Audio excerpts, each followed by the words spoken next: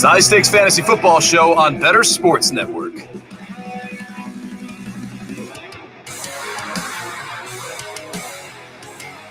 Hello, ladies and gentlemen. We are live May 18th. It's Thursday, May 18th here on the High Stakes Fantasy Football Show right here on the Better Sports Network. I am, of course, Eric Balkman from the FFPC at FFPC on Twitter, at High Stakes, the High Stakes Fantasy Football Hour, which is at HSFF Hour. Of course, the RotoViz High Stakes Lowdown as well. And I am joined by my glorious co-host this evening, Bradley Stadler, at FF Stadler, at Best Ball Fantasy on Twitter. Bradley, what a pleasure it is. We have not, and I feel like it's so weird because with the FFPC, we have been running managed FFPC leagues now for probably like a month, maybe 2 months plus. You specialize in best ball, which I think is a lot of people are drafting best ball leagues right now. And I think we're going to get into a lot of stuff tonight that you are going to help the listeners with. Why are you so passionate about best ball fantasy football? It's a lot of fun. Thanks for having me on, Eric. It's great to be back together. You were one of the first guests that Billy Muzio and I had on our Fantasy Football Fanalist podcast a couple moons ago. In fact, you were the honorary guest for our 50th episode, if I recall correctly. Oh, so, I didn't even know that. How about that? And so this is a great reunion in the works over the last couple of years. So I'm honored that you reached out to me and have me on. It's almost come full circle. Now I'm, co-hosting with you here. But best ball is a lot of fun. I think that one of the most fun things to do is to draft in fantasy. Mm-hmm. Like if you've been to the Fantasy Football Expo, or if you've been to Vegas, or if you've been anywhere where there's been live drafts, it's just been so much fun. And one of the things that's been really bothersome for me is managing all of the leagues. Like, I love drafting, but it's really difficult to get, I don't know how many dynasty leagues. I had to cut back on dynasty leagues because it was just too much to manage. But I still love drafting, and I still wanted to, integrate strategy into winning these leagues and drafting players and getting value. And it's just a lot of fun to draft. And then you don't have to do the management. So best ball, for those who are not familiar with this type of fantasy football, or who specialize in redraft or others, it's gained a lot of steam as of late. And the computer automatically picks your best lineup. You don't have to make lineup decisions. And I know that some people like the sweat. Some people love just, did I make that right lineup decision? But in best ball, it's also giving you a shot to take, deep cuts and take your last round stabs. And you don't have to make fab bids or have to deal with anything like waiver priority, things like that. You're just, who's the best drafter?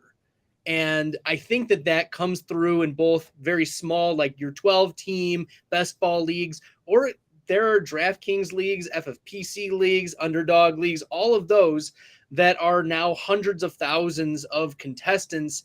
And it's pick your favorite now. Pick your size, pick your favorite. And it's a lot of fun drafting and then dissecting strategy. There are a lot of sharp people in this, the best ball streets these days. And it's a lot of fun discussing strategy, player takes and whatnot. So it's a full season. I've been drafting on FFPC for their best ball since the end of January for this next year. Yeah. So, I mean, they dropped the way too early or never too early. I think that was the official. The never too early best ball leagues. And, I've gotten some really nice values on some players that we'll be talking about a little later in the show. But Eric, thanks for having me on again. This is going to be a lot of fun going through tonight.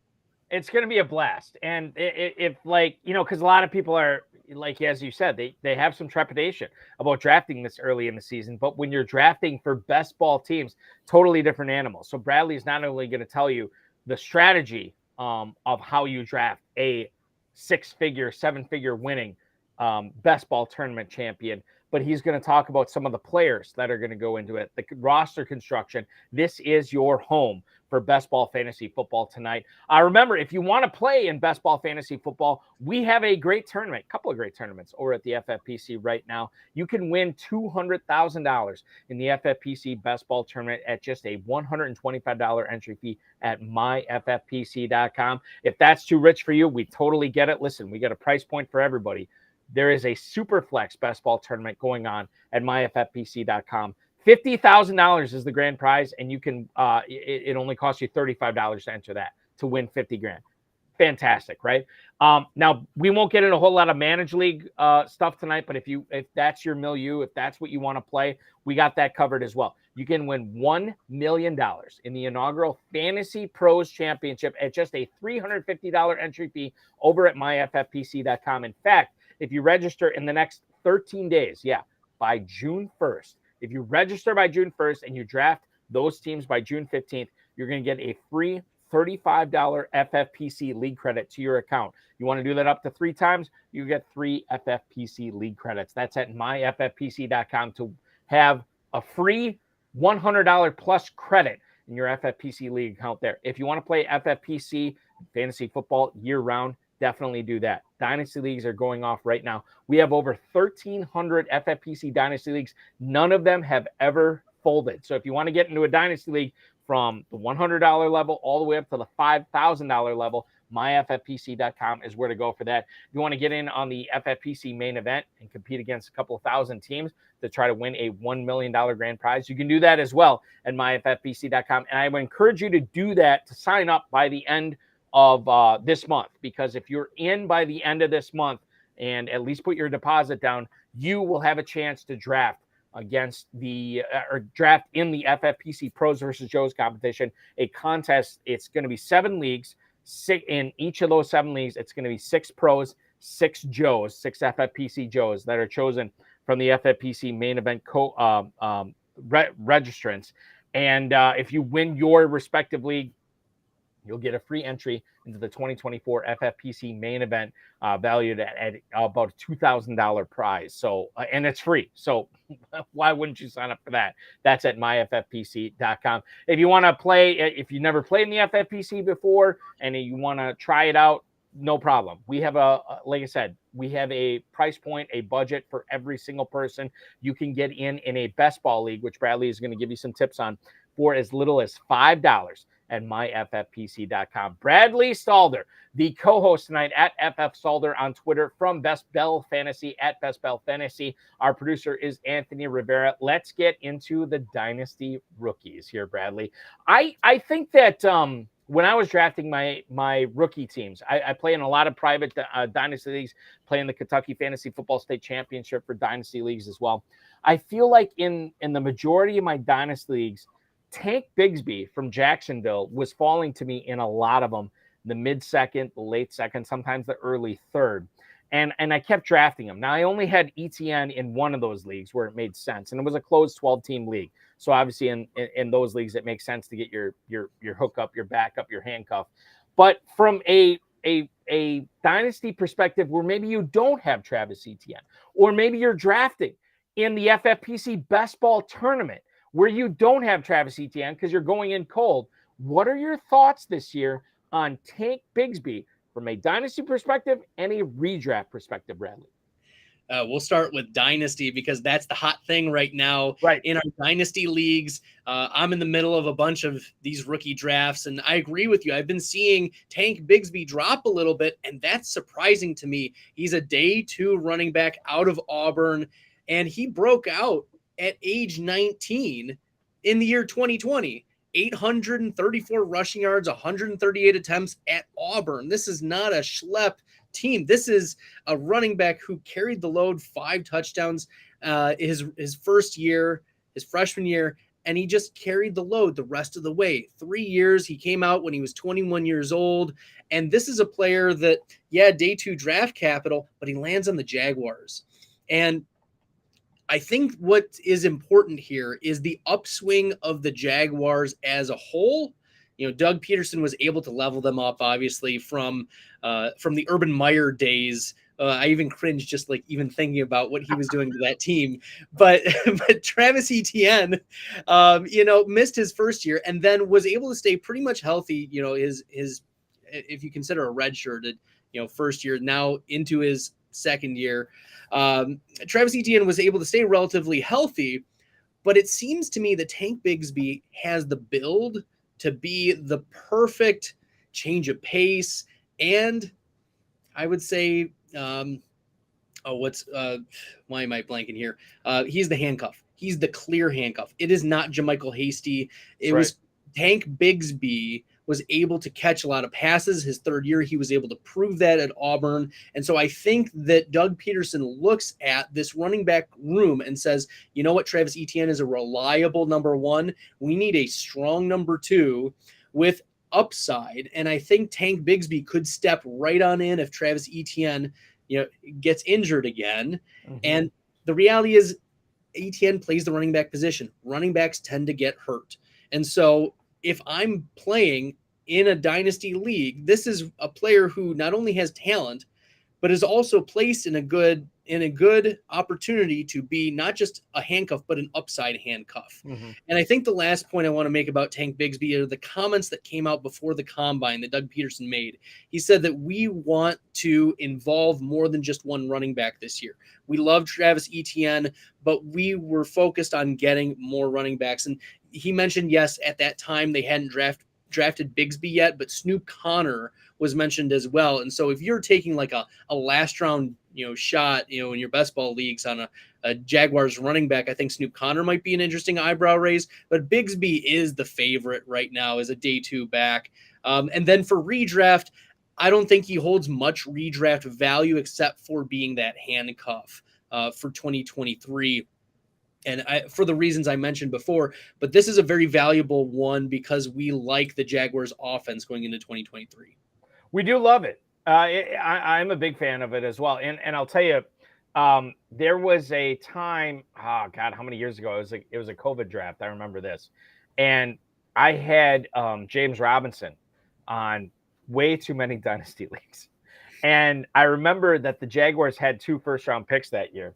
And I was on the air locally here in Northeast Wisconsin. I was on the air for our draft coverage, and we got past the Trevor Lawrence pick, okay. And I was like, okay, well, they got Lawrence. We're good.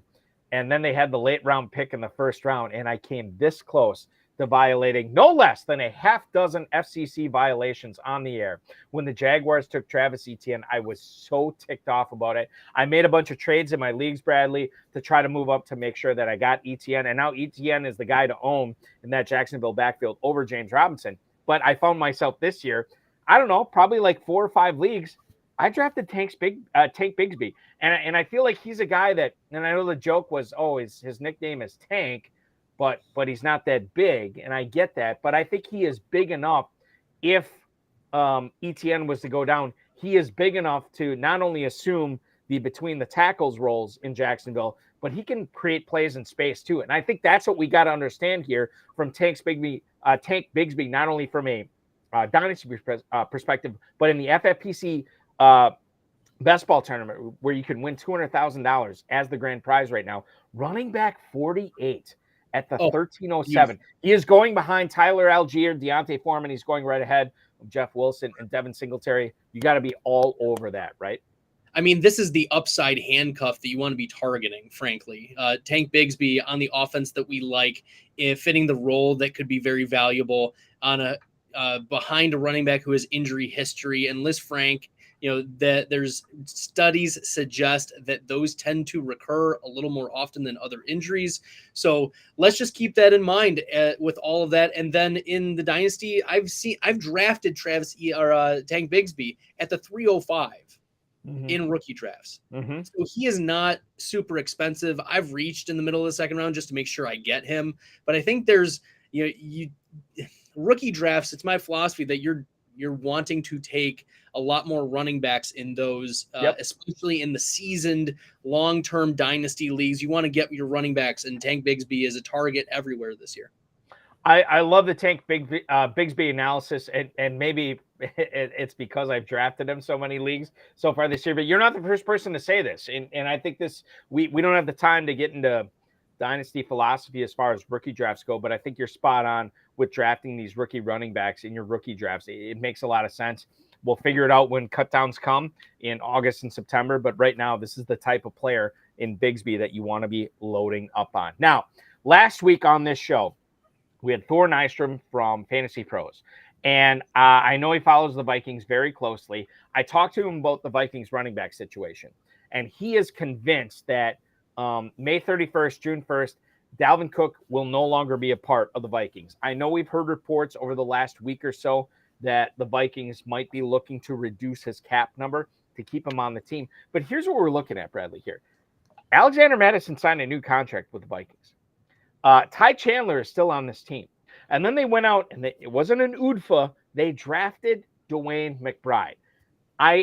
For the purposes of this question, let's just assume Cook is not on the Vikings anymore, and Alexander Mattison is the starter. Who would you rather have in redraft leagues? Would you rather have Ty Chandler? Would you rather have the rookie from UAB and Mel Kiper Jr. favorite, Dwayne McBride? Oh, also Bradley Stadler favorite. Listen, I just assume everybody knows that you love Dwayne McBride. I don't know if everybody knows Mel Kiper Jr. loved him. That's why I bring it up. If you're unfamiliar with my work, all you need to do is go to @FFStadler on Twitter. Make sure you're following me, and then search Dwayne McBride no matter what. I've seen that tweet several times. That tweet is out there a ton. Dwayne McBride no matter what. Now, here's the rub, Eric. Here's the rub. I have between 30 and 40% rostership of Tykavius Chandler in Dynasty. So it just so happened that two players that I have a lot of stock in happened to rise very suddenly in the wake of this aging running back, and oft injured running back and bloated contract running back that we expect to be gone. And I do expect that Alexander Mattison is going to be the lead back if Dalvin Cook is gone. But if I don't know who I would pick, I love that it's, the possibility that it's Ty Chandler or Dwayne McBride. I love McBride. McBride was one of the highest graded PFF rushers last year out of UAB. And then he was also number one in yards after contact per attempt. And so he was just able to make, bounce off of guys and continue to get yards after that contact. So I really like that. From a macro view, though, the Vikings running game is one that I'm not like going gung-ho about targeting. Like, I'm sprinkling in Chandler. I'm sprinkling in McBride. I'm willing to draft Madison right now. I think he's going around like 80th overall. I've seen him go 70th. I've seen him go 90th over the last week or so. He's one of the biggest risers, in the last 7 days. I think I would take Madison at value. You're sprinkling these guys in, but you're not like, I'm not putting chips all in on one guy at this point in the offseason. I think that's where we're hedging because we know Minnesota is going to be pass first. Like, I have pretty aggressive projections for the attempts for Kirk Cousins this year. So I think that the Vikings are going to be, they might even rotate through. They might give 55% to Madison and then Chandler and McBride split, or maybe another free agent running back comes in. We just don't know at this point. But I'm willing to sprinkle in shots of Chandler, McBride, and Alexander Mattison all at their price points. All right, so two-part follow-up to that. Number one, Alexander Mattison in the FFPC Best Ball tournament where you can win $200,000 at just a $125 price point at myffpc.com. Running back 30 at the 808, Bradley Stadler. He is behind Javonte Williams, behind James Cook. He is right ahead of Zach Charbonnet and Samaje Perine. Does 808, running back 30, ring true for you with Alexander Mattison? Yeah, I think that's the right price point. Heck, once Dalvin Cook gets cut, Alexander Madison's probably going to jump to a 4th-round pick, is my guess. And so I think this is the perfect price point for us to be drafting a lot of Alexander Mattison. And that the ADP is going to sneak up because people are going to reach a little bit. They'll reach around. They'll reach 2 rounds. They think they're being sneaky. But really, like, this is the time to draft him. And even if he doesn't, let's say Dalvin Cook renegotiates his contract and he comes back. We know that he is a running back with a lot of injury history. It's not just one injury. It's not just the ACL or the other ACL that he tore. It's not just the shoulder injury. It's that he's had multiple shoulder injuries that have cost him games. He's had shoulder surgery this offseason. So there are concerns about Dalvin Cook just lasting this season. And drafting Madison at the 808, by that point, you filled most of your starting roster. Mm-hmm. It's also best ball. And we've seen Alexander Madison step into a full-time role and be a mid-pack running back one due to the volume. I want to get into the final follow-up on this. And I think it's interesting because there are people watching this right now that are facing this decision in round 3, round 4, round 5 of their rookie drafts, be they at the FFPC platform or otherwise. Maybe they have Ty Chandler from last year, Bradley. Maybe they're thinking about DeWayne McBride this year. They only have one roster spot. Who is the more important backup Vikings running backs to roster? Is it McBride or is it Chandler for you? You know, as I said, I like both players, but right. If you're putting my feet to the fire, let me go with the younger guy and the guy who, we know Chandler, he's 25 years old at this point, and he's not gotten much work at all. This is a new GM who stepped in and drafted McBride. Heck, McBride was being mocked in the 4th and 5th round, and for him to go in the 7th round had to have felt like a steal. One of the reasons why he fell was because he didn't test at the combine, but with a guy who's drafted with this regime, I like it, and he's an upside type of play. As I said, doesn't mean I don't like Chandler. It's just that he's 3 years older and hasn't proven anything on this roster so far. Hashtag Bradley Stadler, hashtag Kevin Costner, hashtag draft day, hashtag DeWayne McBride, hashtag no matter what. And there you have it. There you have it, ladies and gentlemen. For those of you wondering what to do with your Vikings running back situation, you have it from Bradley Stadler here tonight. Let me ask you this.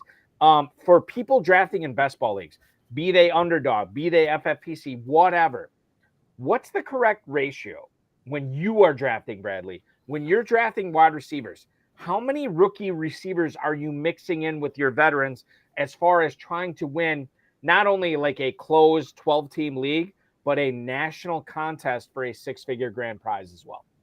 Yeah, this is a good question because you have to have player takes on every player.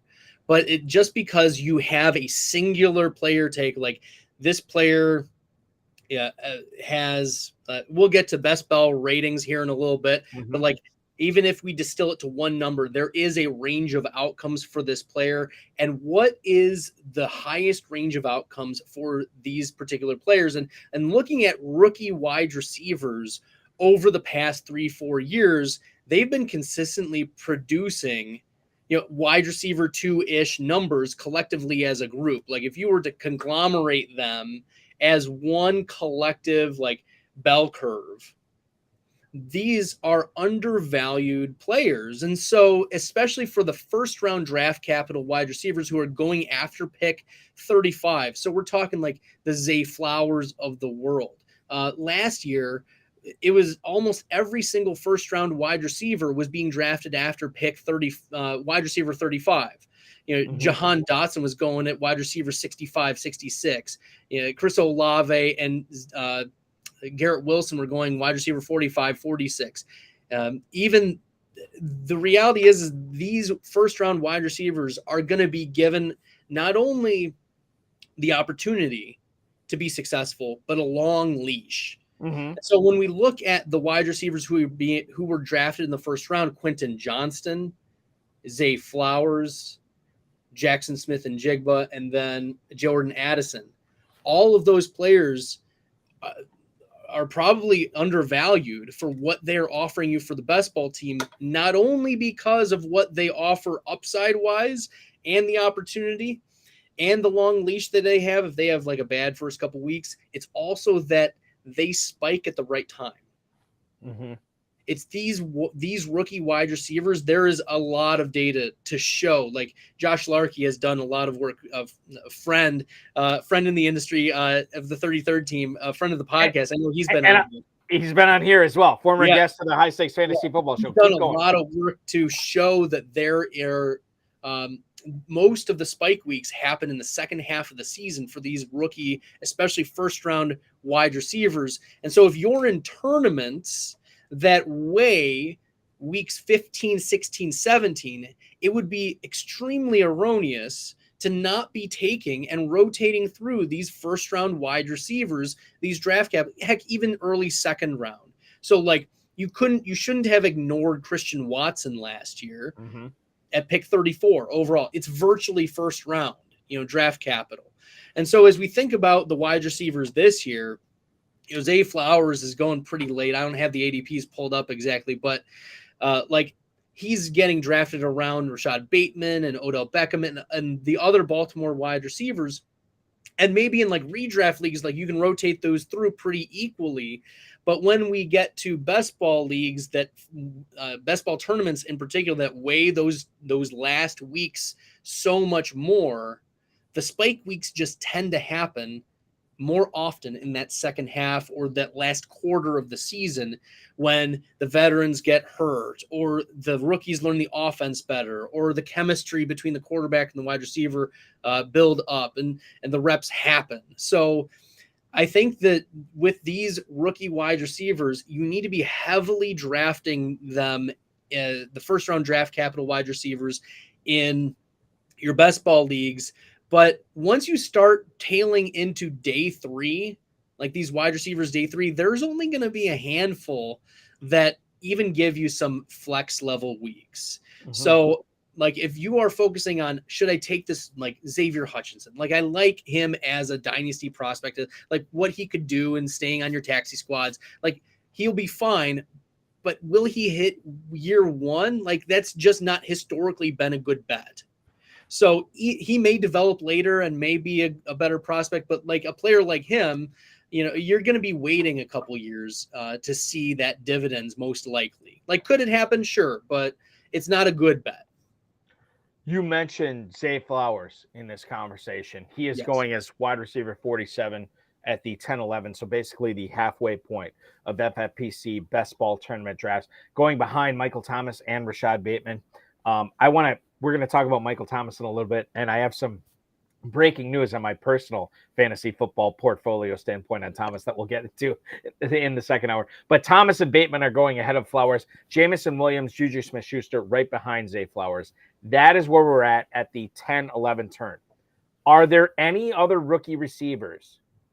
And feel free to throw out Flowers or take him back and say, no, you don't want to worry about him. But in best ball redraft leagues, not dynasty, JSN, Addison, Quentin Johnston. Are there any other guys we need to know about for best ball leagues this year, Bradley? Yeah, I think 2 of them come to mind. Jaden Reed of the Packers, and you can say I'm biased. We've got the cheese glasses on, but Jaden Reed getting second round draft capital is pretty nice. It was also unexpected, and when teams do things that are unexpected and put a lot of draft capital toward a player, you not only have to raise your eyebrow, you have to say that this is a player that this team has big plans for. And Jaden Reed ran a 4.45 second round draft capital out of Michigan State. One of the knocks is that he is 23 years old, so a little bit older than what we want out of a prospect. It does lower his possibility of hitting big, but he's got the speed, and it's in an offense where it's just Christian Watson, and that's it. So I think you shouldn't be afraid of drafting Jaden Reed as well as a spike week candidate. And the other player is a deeper day 3 wide receiver that I don't think should have gone day 3. There was a mistake, I believe. Puka Nacua, the LA Rams. Yeah. I think that he's one that has a pathway to be fantasy relevant quicker than we think. The Ben Skoroneks of the world have been thrown into the Rams starting wide receiver rotation very quickly, and he's been one of the worst wide receivers in PFF's receiving grade since he's gotten into the league. I love me Ben Skoronek, Notre Dame grad, cheer, old Notre Dame, but Puka Nacua has a pathway. He's 6'2", 210, plays the alpha. He crushed at BYU last year. I know he's almost 23 years old as well, but one of the best PFF receiving grades that we've seen out of wide receivers in this class. And so I don't think that's something to ignore for Puka Nacua. He has a pathway. He played well in college. And when you're tied to Matthew Stafford and learning from Cooper Kupp, this could be a very valuable role. And the Rams have been searching for a solid number 2. Allen Robinson didn't work out. Van Jefferson hasn't hit. Ben Skoranek isn't the answer. I mean, Tyler Higbee will get targets, but they're out of necessity. So Puka Nacua, I think, is an eyebrow raise late round, like 18th round, 20th round wide receiver. And I don't advise taking a lot of late wide receivers in best ball, but Puka Nacua is one of those guys that I'll rotate through near the end. So 2 follow-ups to what you just said about Reed Nacua. Let's go to Nacua first. Right now, he's wide receiver 97 in the FFPC best ball tournament. MyFFPC.com is where to draft these guys. Nacua, wide receiver 97 on average at the 1911. He's basically free. He's going at that 1920 turn. If you are drafting 10 leagues in the FFPC best ball tournament, knowing that Nacua is going as the penultimate or final pick in these leagues, how many shares of Nacua should you have if you're drafting 10 of them, Bradley?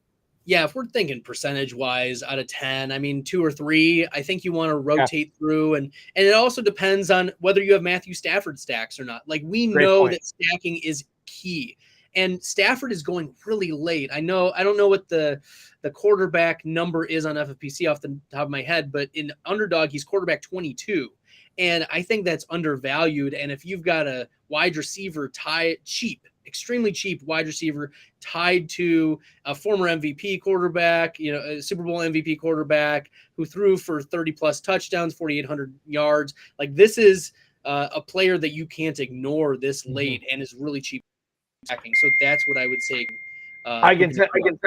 I can tell you Matthew Stafford, quarterback 23 in the FFPC best ball tournament at 1309. So that stack with Stafford and Nacua. It's a cheap stack. Sign me up. Very, very cheap. And you can get Higbee in there very cheaply. You can get Cooper Kupp, who was a guy who was going like top 2 or 3 picks last year. Cooper Kupp has fallen to wide receiver 4 at the 107. So if you want to build a Rams stack, the Rams bounce back stack, that's the way to go with it. All right. We are due for a break. I don't want to get to the break yet. Let's talk about Jayden Reed here for a second. Sure. Matt Schneidman, who covers the Green Bay Packers for The Athletic, was asked in a recent mailbag article he put out, who's going to be the wide receiver 3 this year, assuming that Christian Watson and Romeo Doubs are going to be the 1 and 2. He said that it's going to come down to Reed and Toure, and he thinks because of the draft capital, it's going to be Jayden Reed. Knowing that, and knowing that we are drafting best ball teams with trying to get spike weeks in mind and trying to figure out what guys are worth which wide receiver 3s are worth it. If Schneidman is right and Reed is the number 3 receiver, do you want to be on board with him? As my co-host for the High Stakes Fantasy Football Hour, Farrell Elliott, says, do you want to be in business with Jayden Reed as wide receiver 79 at the 17-18 turn, Bradley Salter? Yeah, that's great price. If anything, I'm in on Reed being the wide receiver 2 by the end of this time next year. Bookmark this. He's going to be at least the wide receiver 2 bookmark it. He's going to be at least the wide receiver 2. It's not going to take more than 8 games for him to outplay Romeo Doubs. Doubs I have projected for, I've started to do projections, and Green Bay I've done, and I have Doubs at about a 15% target share. I have Jayden Reed at about 17%. So I think that, there's a pathway, there's draft capital. And look, Christian Watson was really easily able to take over in the second half of the season over Romeo Doubs. Remember last year, there was a lot of Doubs hype and people were like, oh, he's going to be the wide receiver 1 on this Aaron Rodgers team. No, he wasn't. Like we know what he is. And I think it's, of course it's the summer talk, and Samori Toure is the wide receiver. Samori Toure was drafted at age 24. 7th round. At the 37th pick. In the 7th round. It wasn't even like 701 or 705, or maybe he was like a 6th round pick. No, he was like, there were guys off the street, undrafted free agents, who were getting more guaranteed money than Samori Toure. Okay. So I am not buying into the Samori Toure. I think it's going to be clear that the draft capital is what the Packers are going to put forth on the field by the end of week 18. And it's going to be Jayden Reed and Christian Watson. And listen, I'm here for it. I'm interested. I've missed on Jaden Reed and all my dynasty rookie drafts so far. Doesn't mean I can't. In like the second, I traded up in one league to get him. Oh, really? What did you get? Where did you draft him? Was it like early third, late second? It was a 14 teamer at the 205. 205. So, okay, so that makes sense. And what did you give up to get Reed? I think I traded up a couple spots, and I gave up to move up a few spots. I gave up Donovan Peoples-Jones. Oh, DPJ, I love. He is a great sell. We don't have time to get into him tonight, but he is a great sell to me in dynasty leagues right now. I am all aboard that, and I have DPJ in a bunch of dynasty leagues. So any of my cohorts that are watching tonight, come to me with your DPJ offers. He is basically free. I will give him to you at a massive discount tonight. Not at a massive discount. We have paid up for him tonight. Bradley Stadler from at Best Bell Fantasy, bestbellfantasy.com, at FF Stadler on Twitter is co-hosting with me for the full 2 hours tonight. We're going to take a quick break. Don't go anywhere, because when we come back, we have already talked about Ty Chandler, Jaden Reed. We've talked about rookie receivers. We've talked about Puka Nacua. Let's get into some of the running backs. Let's talk about what you're supposed to be doing with Derrick Henry, with Ezekiel Elliott, with Tony Pollard, with Kenneth Walker, Zach Charbonnet in dynasty drafts, not dynasty drafts, but dynasty leagues right now. What are you supposed to be doing with them? And in best ball leagues, what do you do when dynasty or when best ball value falls to you? Take advantage, let it go to somebody else. Bradley Stadler is going to have all the answers to you on that. We're going to step out just for a couple minutes. Don't worry about that. We'll be right back before you know it. Bradley Stadler, Best Bell Fantasy, Eric Balkman from the FFPC. This is the High Stakes Fantasy Football Show only on the Better Sports Network. The High Stakes Fantasy Football Show with Eric Balkman. Bye weeks are so incredibly important in best ball because you can't change your lineup. You can't grab somebody off the waiver wire. You don't make changes. So you've got to be prepared. If you're taking 4 quarterbacks because you want to be sure you got to be very methodical about the schedule, especially the bye weeks. Yeah, that's a good point by you, because I don't, in redraft leagues and in especially in dynasty leagues, I don't give a damn about bye weeks in a dynasty league. I'm taking the talent that I need, especially if it's like a startup dynasty league, man.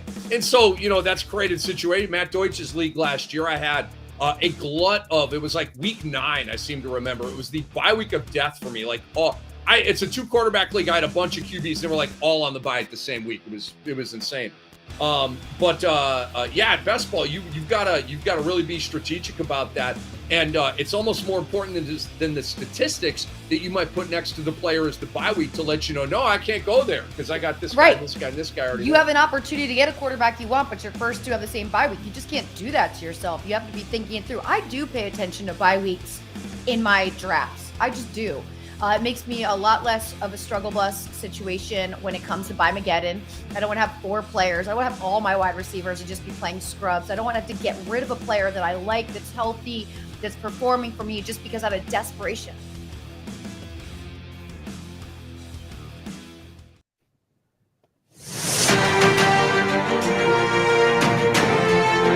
It's the High Stakes Fantasy Football Show on Better Sports Network. Get all pro access to Fantasy Alarm and unlock all the features, including the fantasy football and betting content, plus the award-winning DFS playbook covering 10 different sports. Yeah, 10 different sports. I only follow like 3 or 4. Fantasy Alarm has you covered on literally everything. For a limited time, get all this for 50% off your first 6 months with promo code ALARM50. That's ALARM50 at fantasyalarm.com. Get started with a free trial today. That's promo code ALARM50 at fantasyalarm.com. I am Eric Balkman from the High Stakes Fantasy Football Hour, the RotoViz High Stakes Lowdown, and of course the Fantasy Football Players Championship. Hit me up on Twitter. Connect with me there at Eric Balkman. And I am pleased as punch to be joined with tonight as my co-host, Bradley Stadler at FF Stadler on Twitter, at Best Ball Fantasy. What else can because you're with so many different things. I mean, you got the Player Profiler, Roto Underworld. You're regularly on Tuesday nights, I think, right? Right. Just recently announced over the last couple of weeks Player Profiler has brought me on for once a week to give some best ball advice. They have a special podcast partnership with Best Bell Fantasy. So every week, Tuesdays, 8 to 9 p.m. Eastern on the Roto Underworld YouTube channel. You can check it out. There have been 2 episodes up so far. And the first one, we talked about how running backs are the riskiest asset during the off season. Mm-hmm. And so the further you are away from drafting from the start of the season, when you're drafting, you want to be minimizing that risk. So maybe take 0 RB or anchor RB. All right. So let's get into some best ball philosophy here. Yeah. In your experience, going back many, many, many years, drafting in national tournaments, Bradley, have you historically been shying away from the running back position in favor of wide receivers? In favor of, if you're drafting in the FFPC tight end premium format, in favor of tight ends as well? Is that the smart play when you're drafting this early in the drafting season? Yeah, so taking value is going to be huge, and looking at like running backs and wide receivers, like you want to take a look at how the structure is. So you mentioned earlier the FFPC has a couple different types, like they've got super flex and 1 quarterback, and so that's going to change your strategy a little bit. If you have only 2 wide receivers, or if you're drafting 3 wide receivers. And of course, the PPR is a different aspect compared to other formats or other tournaments. And so keeping in mind the pass catching upside of some of the running backs may be more valuable in those formats. So the Austin Eckler's, the Christian McCaffreys may be more value because they get more receptions, and so like I loved taking late shots a couple years ago on like the JD McKissicks of the world, who would get 50 receptions really cheaply. So that's something to consider. But when it comes to like overall value, like you're in the middle of a draft, and you just noticed that, I don't know, maybe it's Chris Godwin has fallen 14 spots, but Chris Godwin was not in your plans to be drafting. Like maybe you don't have a strong player take on Chris Godwin, or my take is that I don't think the Bucs are going to be particularly good this year. But for him to be dropping, let's say 14 spots, is more than a full round. And based on the data that we've seen, if you get to draft a player more than 12 spots ahead or behind ADP, so they drop 12 or more spots, you have an 84% edge over the rest of the tournament players who are drafting this player, because typically this player isn't going to drop. The average draft position is a really strong indicator of where a player is going to go. And I think that is also on the flip side. If you are reaching too much, you're giving up value in your drafts. And so when it comes to value-based drafting, you need to consider, just because this guy isn't my plans, or I don't have a strong player take on him, maybe that's your opportunity to sprinkle in some shares of this player at a good price. I think that this is something I've always advocated in all my shows I've done for 10 plus years. I always say to people, get your guys. You're going to be rooting for these guys all season. Whoever you want to root for, whoever you want to that you think is going to be the fun guy to cheer for, get him on your team. However, as you just pointed out, and I don't know if you have any hard figures in front of you, Bradley, but there is something to be said for, my God, I was planning on Aaron Jones this round. I did not plan on Jahmyr Gibbs still being here. Maybe I have to skip who I want here and take the guy that is being handed to me by my other 11 competitors, because this is going to help me be a better best ball drafter. Yeah, Hayden Winks has done a lot of amazing work in documenting all of the drafts and getting that data.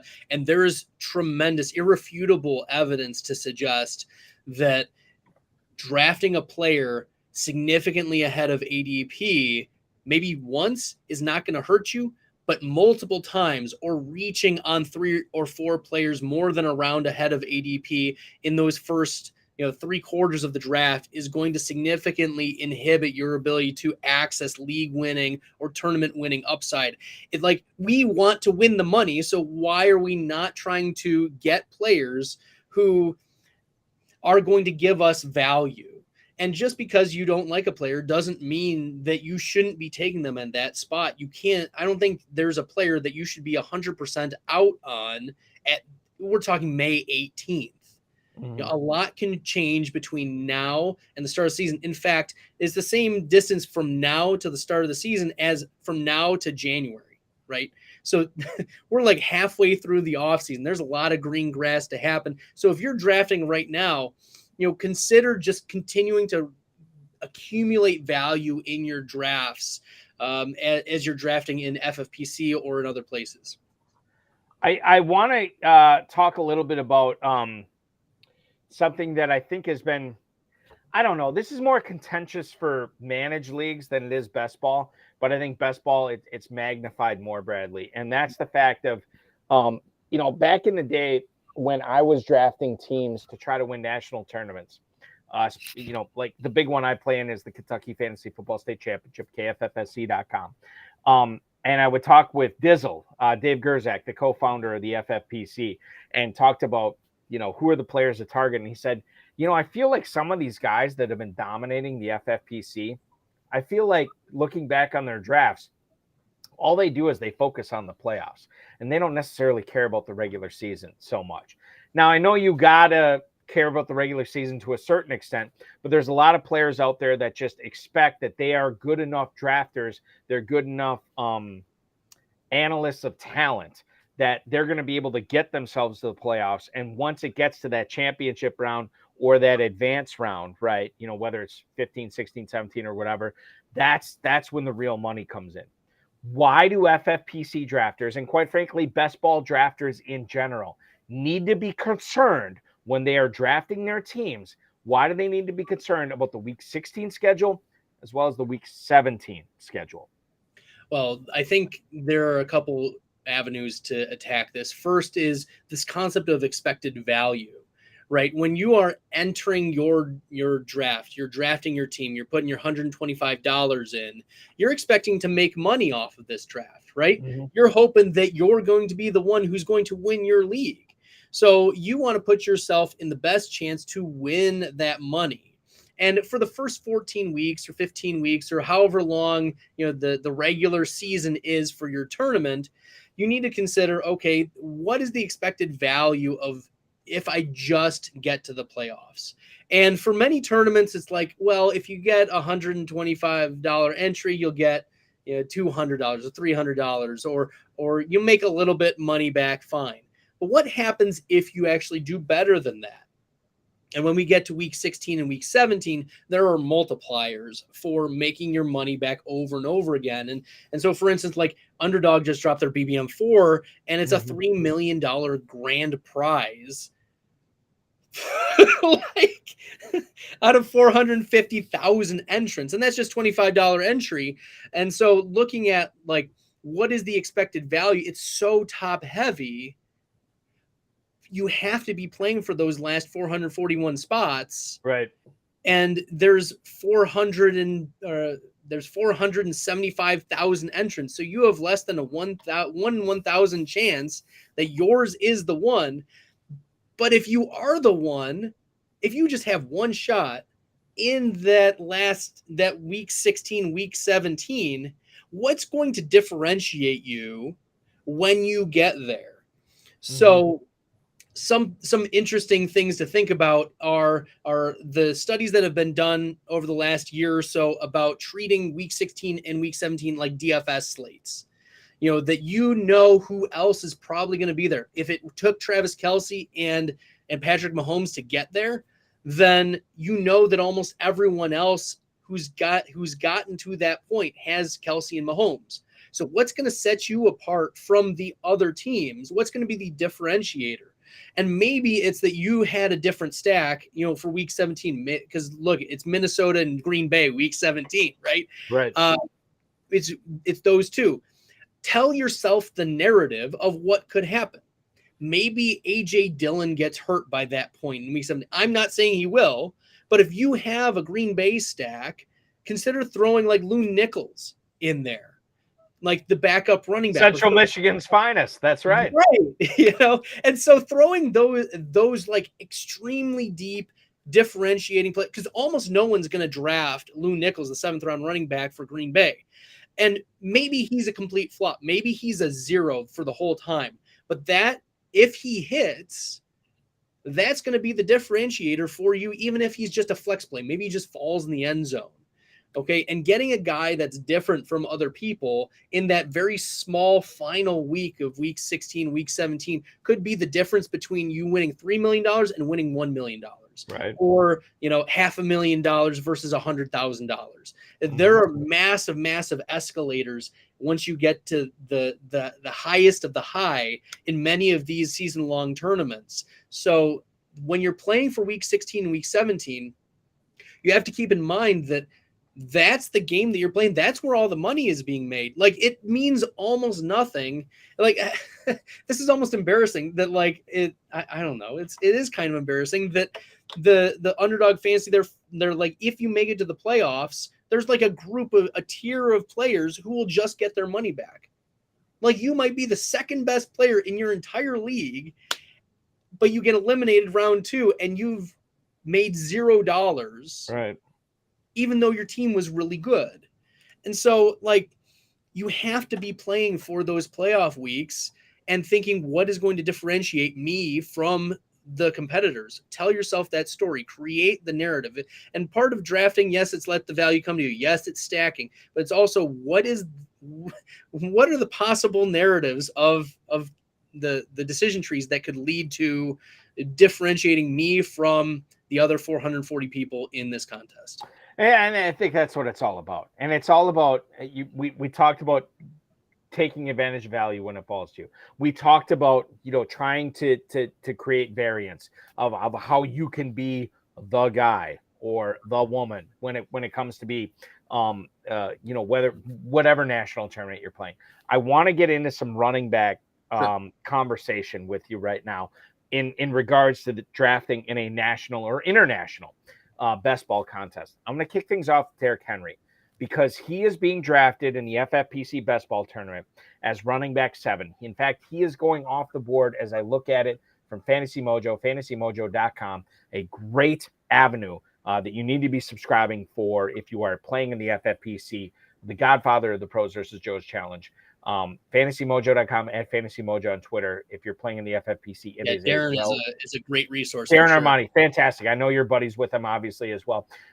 Derrick Henry going off the board as running back 7 at the 209. I know you have him rated significantly higher among your running backs.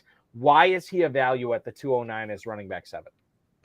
Yeah, I mean, we looked last year at the narratives that did not play out for Derrick Henry. Derrick Henry had 5 screws in his foot coming off of an injury that cost him a significant amount of the 2021 season. And then last year as well, we thought the offense would get a little worse. I mean, Robert Woods wasn't very good. Treylon Burks was having issues in the offseason. The Tennessee Titans offense was pretty bad. And they still, I mean, we were starting – who was it? Third string quarterbacks, week 16, week 17. Malik Willis, absolutely. Malik Willis and who is it? Dobbs. Joshua Dobbs, the rocket scientist. Not a great quarterback. Great. He can launch a rocket into outer space, Bradley, but can he throw a pass in downfield on a 9 route to Treylon Burks? Maybe not so much. So all of that being said, setting the stage for Derrick Henry, he was the number 1 running back in rate of top 5 weeks last year. 31.4% of his weeks were top 5. That was higher than Eckler at 22.7, Josh Jacobs at 22.6, and Christian McCaffrey at 20.5. This dude had twice the amount of top 5 weeks as Jamal Williams, as Nick Chubb. You add Saquon Barkley and Tony Pollard together, you still don't get the rate of top 5 weeks that Derrick Henry had. And we're talking about some of the best running backs, spike week running backs in the NFL. The only player who had a higher overall rate of making your best ball lineup was Christian McCaffrey last year compared to Derrick Henry. McCaffrey made it 89.5% of the time, but Derrick Henry 74.3%. He is like his floor is almost everyone's ceiling because the offense is centered around him. So let me interrupt you. I want to ask you about Henry here, because the prevailing narrative on Henry is, yes, this is what he did in the past, but now all this wear and tear, the age is catching up with him. The offense is not elite. Why is he still a value here for you at the 209, given the age and the offense and the workload aspects? Well, nothing's changed really for Tennessee. Like, we didn't see a quarterback change. But he's a year older. He's a year older, and he's got that much more touches. And we're trying to figure out when a guy – yeah, go ahead. Yeah, I think last year he proved that he was able to keep himself healthy despite all of those things happening. And Derrick Henry has stayed healthy pretty much his whole career. And if we remember at the beginning of his career, he was a change of pace back for DeMarco Murray. Yep. So he was not getting the wear and tear. And I mean, yes, he is older. He's getting into his 30s, but he's also built differently. Mm-hmm. He's just built different than. And if we look at Adrian Peterson, he was able to play well into his early 30s and be an effective running back. It wasn't until Peterson started playing at age 35 that we saw him fall off significantly. So I think Derrick Henry still has one more year left in. And if we're a year too late on Derrick Henry, like, I don't see a pathway aside from injury for him to not smash at the 209. I want to go kind of rapid fire in these last three running back questions for you. Given the draft capital, Pittsburgh Steelers running backs, Najee Harris in the FFPC best ball tournament, 309 is where he's going on average. Jaylen Warren is going at the 1401. Knowing what you have to invest in these guys, would you rather have Harris? Would you rather have Warren? Would you rather invest in both, Bradley Stadler? Yeah, I've never been a Najee Harris believer. Maybe it's I grew up in Cleveland. First 7 years of my life were in Wisconsin, but then we moved to Cleveland and the Browns were not there. But a lot of Browns fans developed this hatred for the Steelers for me. So maybe that's the glasses I'm looking at it. Or as the Packers Super Bowl came against the Steelers and we destroyed them. But nevertheless, whatever biases I have in place, Jaylen Warren is one of my favorite later round picks. I picked him in an FFPC draft a couple months ago, but he was a guy that is clear that the Steelers trusted him to be the change of pace back. Even when Najee Harris was healthy, we knew that Najee Harris had that Liz Frank injury at the beginning of the season, still played through it, was really ineffective. But then second half of the season, the narrative is Najee Harris is healthy. Najee Harris is better. Najee Harris, the offense is clicking. Jaylen Warren had no fewer than 6 carries in each of the last 4 games. And in fact, 2 of them, he had 11 and 12 carries. So this is a player that they have trusted with touches in this new Pittsburgh offense. So if Najee Harris goes down, who we expect to be, like, the draft capital indicates that he's going to be the lead back in this offense. Like, I'm not arguing that. But if we are saying that Najee Harris is the running back you want, pivot from him and go with Jaylen Warren. Warren was able to show off some pretty interesting efficiency metrics last year. He was 11th in yards per touch, 12th in true yards per carry, 5th in juke rate, 16th in breakaway run rate, 5th in yards created per touch. And so this is a player who's extremely efficient and is almost a diamond in the rough. So I like him as a 0 RB candidate. Like, if you are going 0 RB, you're going wide receiver heavy at the beginning, maybe getting stud tight end or a stud quarterback. And Jaylen Warren is a strong candidate for you in the 12th round. 14th right now 14th, in the FFPC best ball. Let me ask you this, Bradley. If you are trying to win $200,000 in the FFPC best ball tournament, would it behoove you to go with either Harris or Warren, but not both of them? You know, I'm not a big handcuffer in best ball. I will handcuff and redraft, but not very much in best ball. But maybe that's the differentiator. Like, I think that's worth, sprinkling in here and there. If you are a volume drafter, I think, and you want your exposure to Najee Harris, or you want your exposure to Jaylen Warren, considering sprinkling in just for diversity, having that as a possibility. But it's not something that I'm going out of my way to have the handcuff. Right. I want to bring this up with you. You probably know this as well, being a FFPC player. Going back like 3 years now, it seemed like a lot of the high stakes players I talked to said Tony Pollard is the more effective running back in the Dallas backfield. He is the guy that should be getting the touches. He should be the guy that is the meal ticket for the Cowboys, and yet it's Elliott because of the contract or because of Jerry Jones and what have you. Well, now Elliott's a free agent, and we don't know if he's coming back to Dallas. We do know that Tony Pollard is the man there. He is running back 8, going at the 210. Knowing that Ezekiel Elliott could ostensibly come back to the Cowboys this year, how do you handle Tony Pollard at the end of the second round of FFPC best ball tournament drafts? I'm drafting him even more. Please. Really? Give me all of the Tony Pollard. Back when he was as a back end third round draft pick, I was smashing. I had like almost 100% exposure, and that has worked out. And here's my justification for it. In the offense last year, Ezekiel Elliott was dealing with injuries in the first half. He came back from those injuries, got double-digit touches in week 11 against Minnesota. Tony Pollard was the running back 1 overall that week, despite Zeke getting double-digit touches. Fast forward to week 13, Indianapolis. Pollard only plays 42% of the snaps because Ezekiel Elliott is getting double-digit touches. Pollard finishes as the running back 2 overall that week. We are talking about an extremely high upside player who does not need a 60% snap share to hit elite running back 1 overall numbers in an offense that, yes, they added Brandon Cooks, but they didn't add anyone in the draft. And they lost Schultz. And you think that Schoenmaker is going to take at least a year to try to get acclimated. It's probably Hendershot, or it's probably someone else.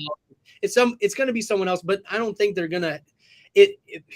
With the shift from the tight end, we could see even more usage out of Tony Pollard out of the backfield and receiving. I am all in on Tony Pollard. He is one of those players that I would take him as a first rounder even if he got up there. Like we are talking, Tony Pollard's been disrespected this offseason. Right. So I'm in on Tony Pollard. You could bring in Leonard Fournette, it would not shift me. If anything, give me more Tony Pollard. And that's the thing too. Like you can draft him at this end of the second round.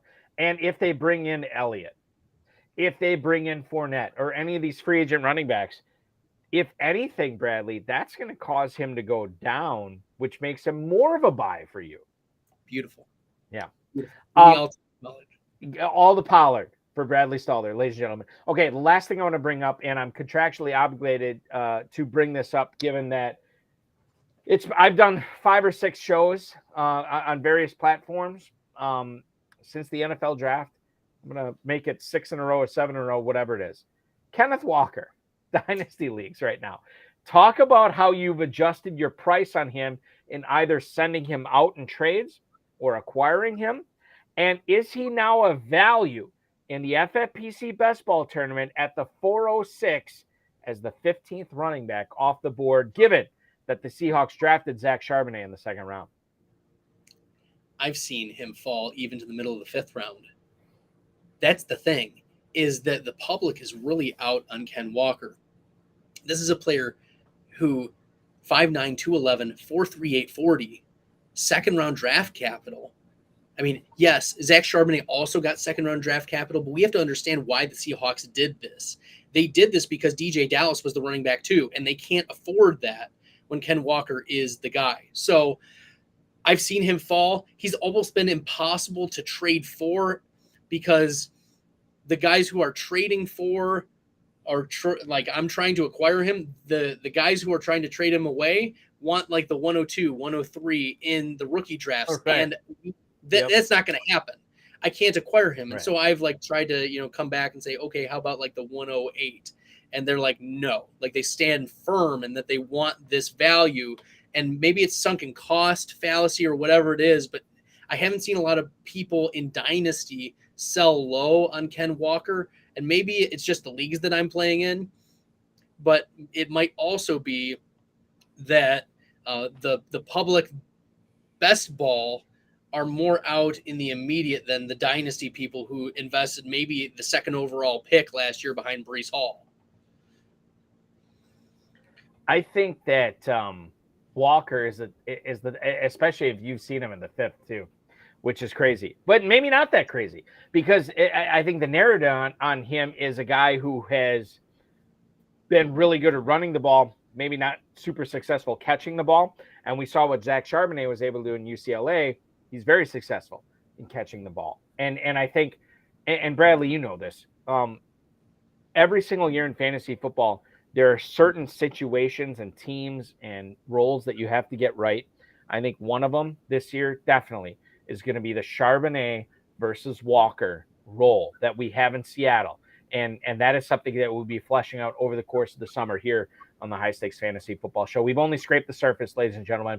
We're going to step up and take a quick break. When we come back, we're going to get into the best bell, fantasy best ball rating. What goes into that? How can you be a better best ball drafter?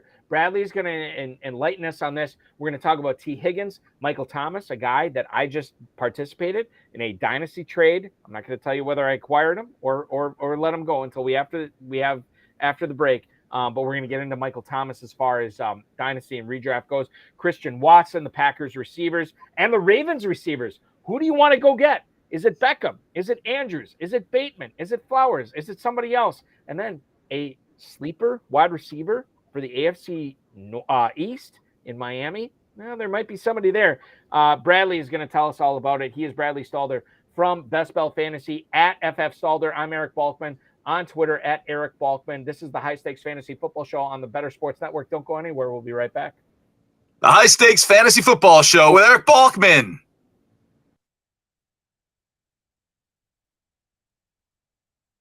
What can we expect from you out there on the track tonight? Listen, I have a wife, 2 kids. I have, full-time jobs.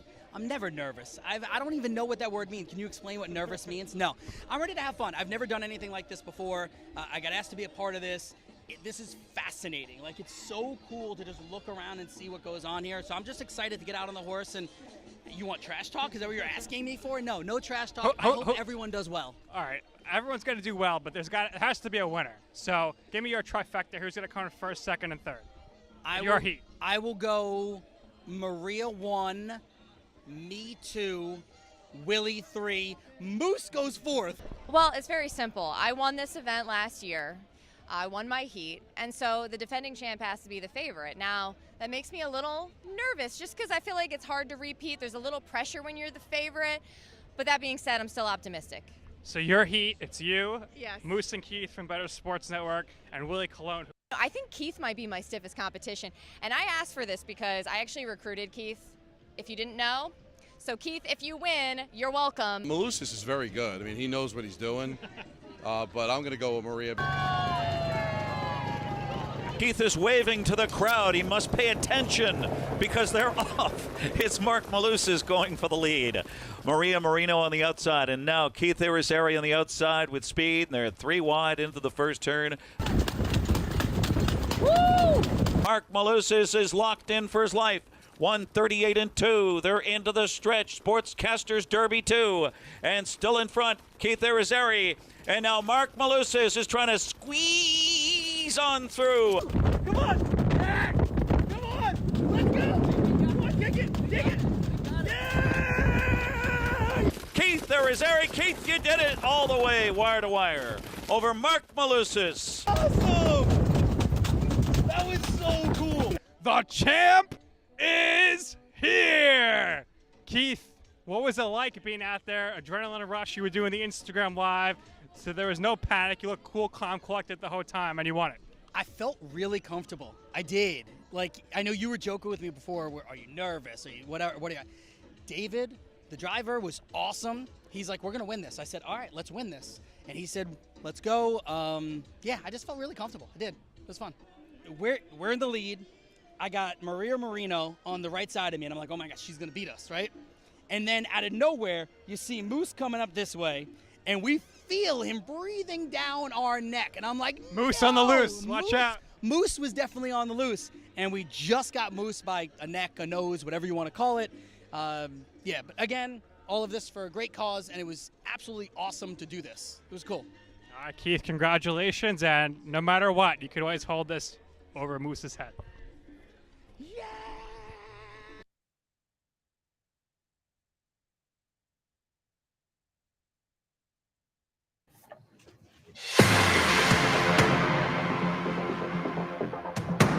It's the High Stakes Fantasy Football Show on Better Sports Network.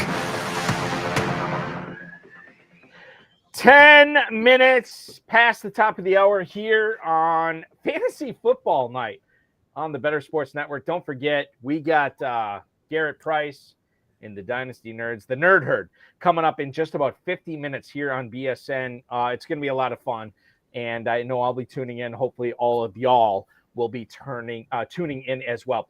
Hey, listen, before we get, I want to talk about wide receivers and best ball with our co-host tonight, guest co-host from Best Bell Fantasy, Bradley Stadler at FF Stadler on Twitter. You can register for Dynasty startup drafts right now at myffpc.com. If you want to play just as low as the $100 level, we got you covered there. If you say, I don't want to do that, I want to go something higher, we got all drafts going up to the $5,000 level at myffpc.com. We've been doing Dynasty for nearly a decade there. We have well over 1,300 leagues. Nary a one of them has ever folded. So if you want to play fantasy football for 365 days a year, myffpc.com is where to go. That's myffpc.com. So Bradley, let's talk about your Best Bell Fantasy Best Ball rating. This is something that I think is important because I know for me, who has been drafting in best ball leagues over the course of the last 10 plus years, basically, you look for the spike weeks or whatever, and that's basically it. Some people look for the consistency and just try to vault themselves up that way. But you have fine-tuned this. You have found a way to try to get people to draft optimal best ball leagues that incorporates not only that week-to-week consistency that you're looking for, but those spike weeks that are all important and then could separate you from winning a couple of $1,000 to maybe $1 million grand prize. Yeah, thanks, Eric. The idea of this Best Bell Fantasy Best Ball rating came out of a reverse engineering. Out of reverse engineering the season-long winners. So I looked at the Underdog just last year. Underdog dropped their first tournament, like it's within the Best Ball Mania 3, where they took all of the season-long scores and just gave money to the highest scoring team. Now they've allotted $5 million to the highest scorers, whatever percentage scoring wise. So I decided I'm going to reverse engineer what is the best score. And it ended up being you needed about 150 half point PPR points to be able to get your the winning team. Right. You needed 150 points every week. And so you're thinking to yourself, okay, well, I know I only have a quarterback. I'm going to start a quarterback, 2 running backs, 3 wide receivers, a tight end, and a flex play. And every player brings something to the table. What is this range of outcomes for these players? And so where does Best Bell Fantasy come from? Like, the Bell stands for bell curve. Like, every player is not just one stat. It's that they have this range of outcomes and maybe their bell curve is a little, left-tailed, right-tailed, whatever it is. But every player has this range of outcomes. And it's hard to, in one number, be able to give value to that. But I tried, and I gave weighted values to the percentage that, let's say, let me pull up an example. We'll dive into one example, not going to go too crazy. But last year, Cooper Kupp was a top 5 wide receiver 28% of the time. So that 28% would be multiplied by the value, the weighted value of having a top 5 wide receivers points on your team. And maybe he scores more than the average top 5 wide receiver, but at least he's going to do that 28% of the time. So you're going to get this sum product. You're going to just add up all of these weighted values times the percentage. So the rate of top 5, the rate of top 10, the rate of top 18, I set the threshold at, and then the minimum flex score for a player in half PPR was 12.5 fantasy points. So if they're not scoring 12.5 or more fantasy points in half PPR, they're probably like, it's not a good bet that they're making your fantasy team at least in a winning way. Like they could make it, but it's probably not contributing to you being an elite team. And so I created these, like, you know, if you have your bell curve, I like chopped it up, you know, into those different portions and then gave weights based on how much these players contributed. So looking at, I don't know why my thing isn't working here, but here we go.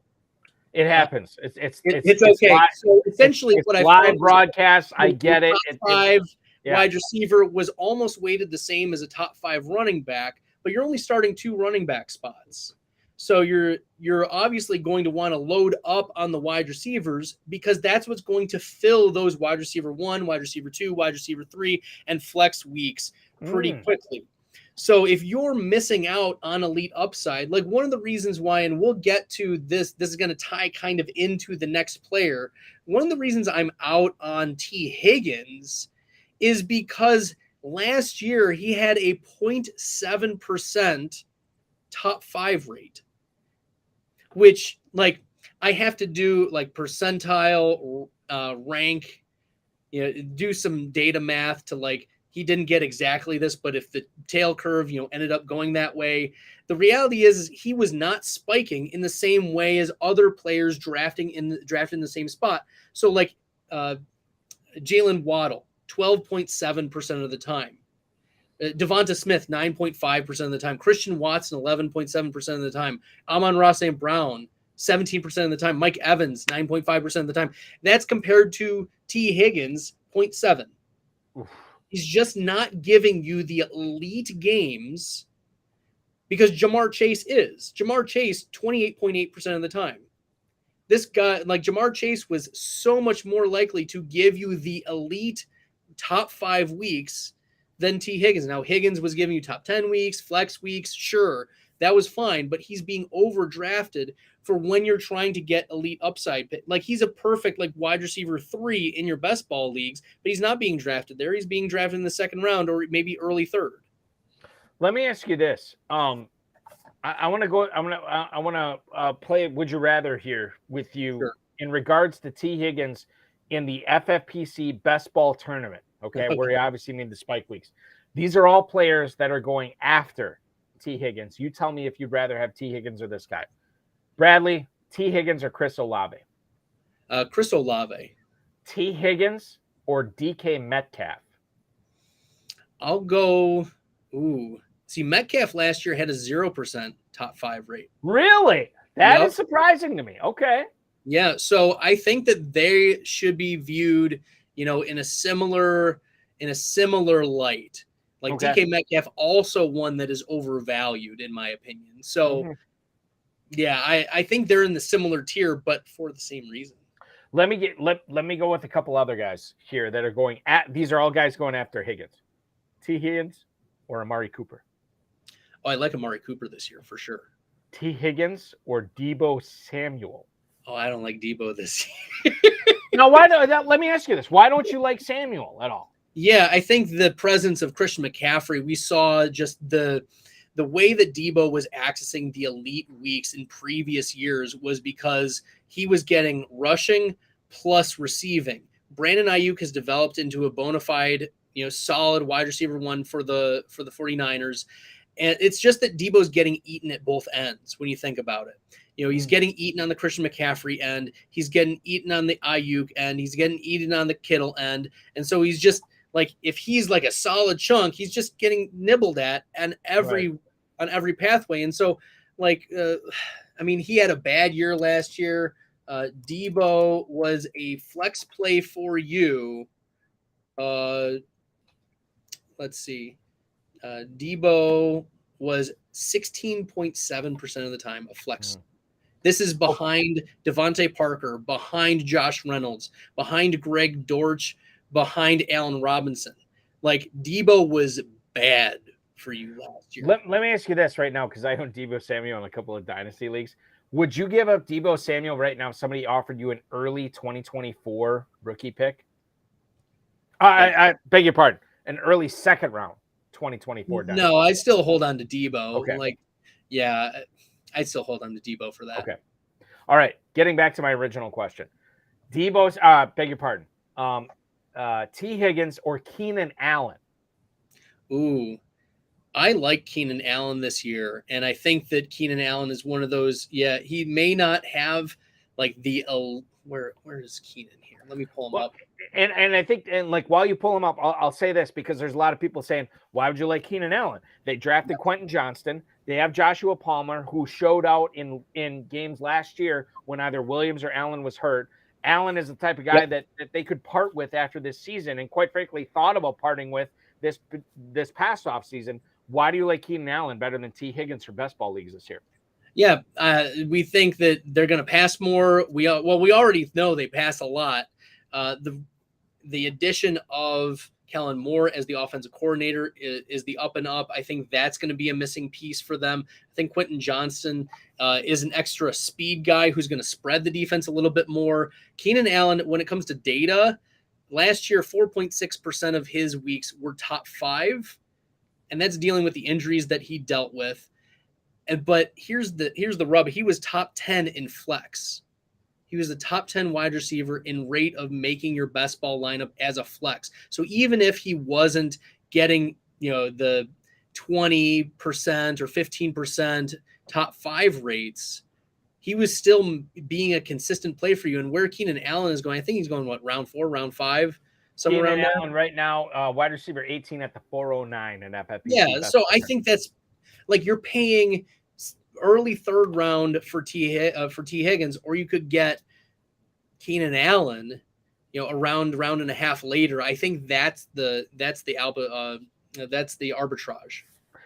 Let me ask you this, and I'm not going to tell you where Calvin Ridley's going, but if you had the opportunity, T. Higgins or Calvin Ridley this year, and after you give me your answer, I'm going to tell you where Ridley's going in the FFPC best ball tournament. T. Higgins or Calvin Ridley? Yep. Oh, give me Calvin Ridley. And this might be an unpopular take. I've seen a lot of smart people in the industry, people that I respect, say Christian Kirk is going to be the number 1. I just have not seen that supported in the data. Calvin Ridley has an 11.5% career top 5 rate and a 15.2% top 5 rate over the last 3 seasons. And yes, like he missed last year, he's missed a year and a half, but he has always consistently gotten 25% plus target shares. Christian Kirk just can't sniff that. And so if you drop a big rock like that into an offense, they're going to use Calvin Ridley. He's going to be the lead target getter in this ascending Jaguars offense. I'm in on Calvin Ridley this year. And why should people, because you just cited the stats of what he's done over the course of his career, why do you think drafters are overrating the fact that this dude did not play football last year? Why should we be moving past that in drafts?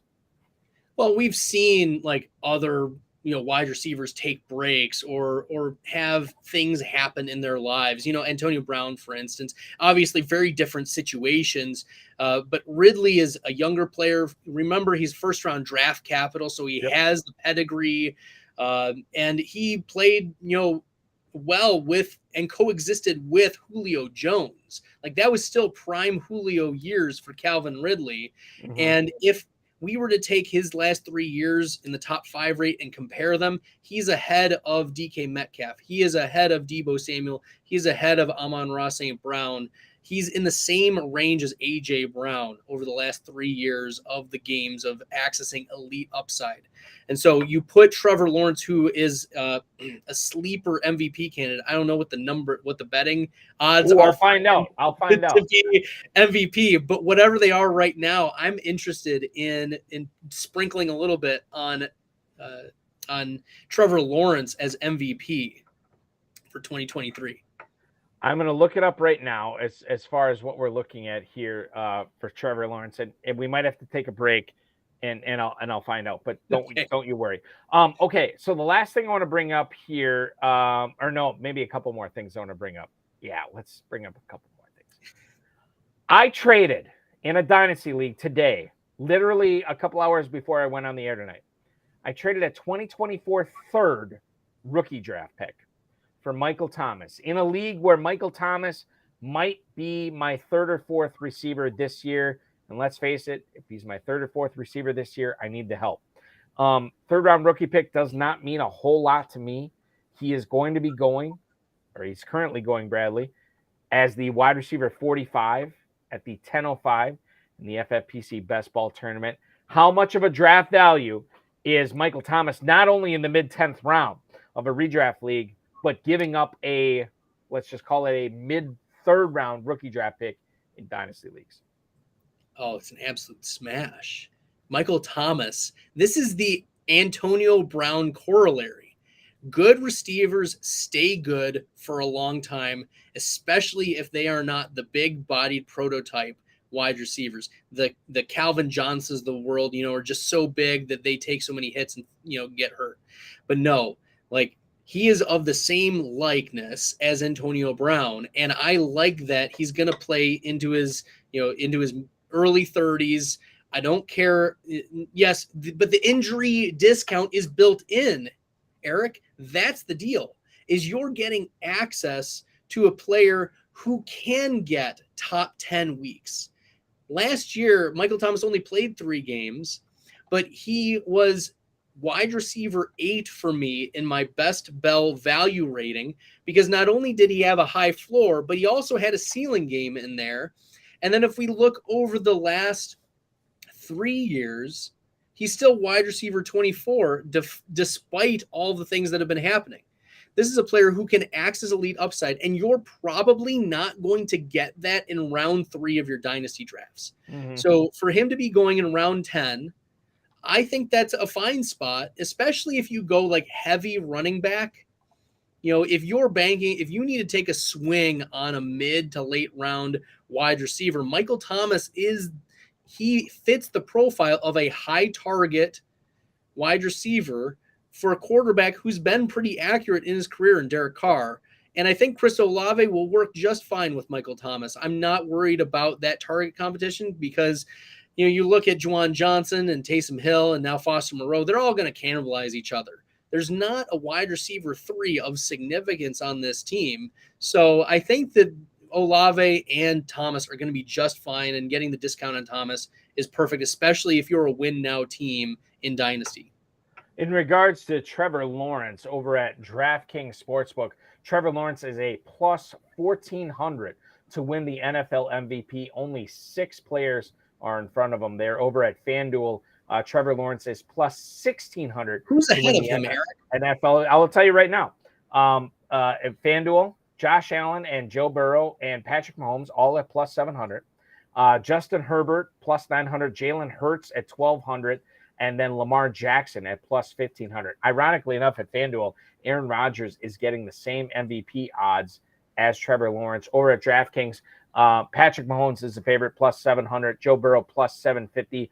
Josh Allen, plus 800. Jalen Hurts, plus 900. Lamar Jackson and Justin Herbert, both at 1,200. And then Lawrence, Fields, and Aaron Rodgers, all at plus 1,400. Don't forget, at FanDuel, up to $1,000 on a no-sweat first bet by using fantasyalarm.com/FanDuel. You can join FanDuel Sportsbook.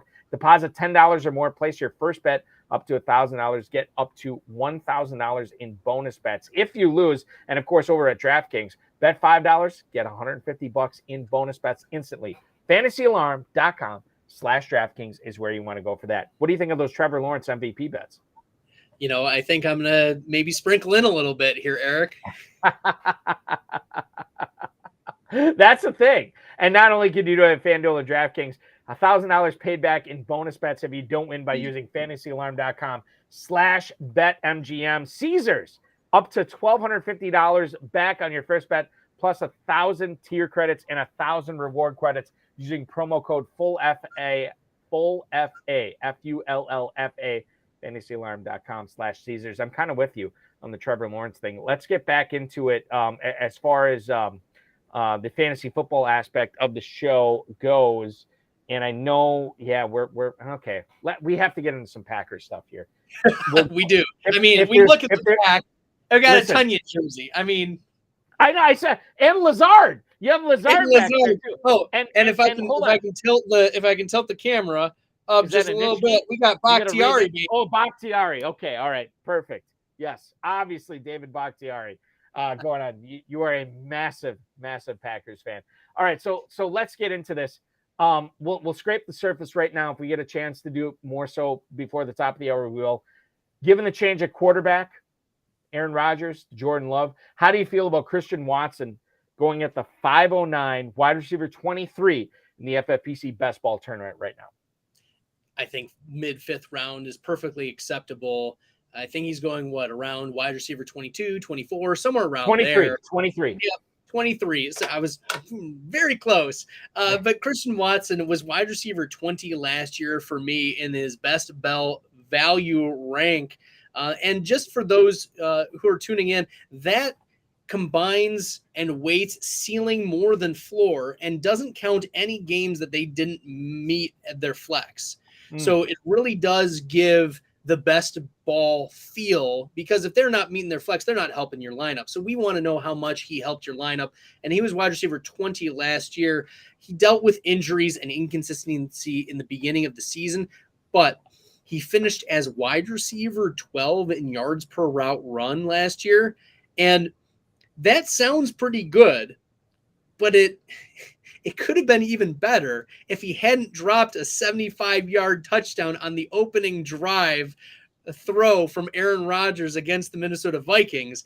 He would have, in fact, increased his yards per route run to nearly identical that of Justin Jefferson.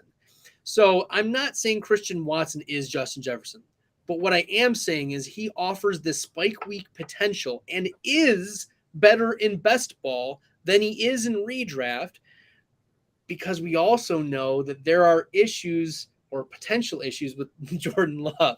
Like, Love has not consistently shown in his backup role that he can deliver the ball consistently to where it needs to be. He was quarterback 9 in PFF passer grade last year. This is Jordan Love, but he only had 21 dropbacks. It's just too small of a sample size for us to say we have confidence in Jordan Love. And the Packers have not shown that same confidence either by halvesing this extension. They did not extend the 5th-year option. They said, we'll meet you halfway. We won't decline it because we have to show some level of confidence. We can't just trade away a back-to-back MVP winner after we drafted you to just decline your 5th-year option. We have to do something. So Jordan Love is going to have a long enough leash, and he's going to have to lean on Christian Watson and Jaden Reed this year. So, this is, and like Bradley, I bring this up on the show seemingly every week.